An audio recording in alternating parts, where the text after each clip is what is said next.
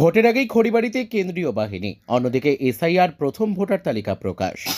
ক্যালেন্ডারে ফেব্রুয়ারির শেষ হতেই রাজ্যের রাজনৈতিক পারদ চড়তে শুরু করেছে। আজ শনিবার একদিকে যখন ভোটার তালিকার বিশেষ সংক্ষিপ্ত সংশোধনী বা এসআইআর ভোটার তালিকা ঘোষণা, ঠিক তখনই খড়িবাড়িতে পা রাখল কেন্দ্রীয় বাহিনী। ভোটের দিনক্ষণ এখনও সরকারিভাবে ঘোষণা না হলেও খড়িবাড়ির রাস্তায় আধা সামরিক বাহিনীর উপস্থিতি সাধারণ মানুষের মনে প্রশ্ন জাগিয়ে দিয়েছে। তবে কি বেজে গেল নির্বাচনের দামামা? নির্বাচন কমিশনের নির্দেশিকা অনুযায়ী স্পর্শকাতর এলাকাগুলোতে মানুষের মনে আস্থা ফেরাতে অনেক সময় ভোট ঘোষণার আগেই বাহিনী পাঠানো হয়। খড়িবাড়িতে বাহিনীর এই আগাম উপস্থিতি সেই ইঙ্গিতই কি দিচ্ছে? শনিবারই চূড়ান্ত ভোটার তালিকা প্রকাশ হলো। রাজনৈতিক মহলের ধারণা, ভোটার তালিকা নির্ভুলভাবে প্রকাশ হওয়ার পর যে কোনো মুহূর্তেই কমিশন ভোটের বিজ্ঞপ্তি জারি করতে পারে। আর সেই কারণেই খড়িবাড়ির মতো সীমান্ত এলাকাগুলিতে আগেভাগেই নিরাপত্তার চাদরে মুড়ে দেওয়ার প্রক্রিয়া শুরু হয়ে গেছে।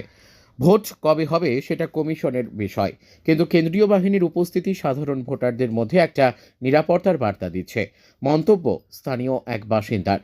এখন দেখার, খড়িবাড়ির এই তৎপরতা গোটা রাজ্যে কবে থেকে শুরু হয় এবং শেষ পর্যন্ত কত দফায় ভোটের ঘোষণা আসে।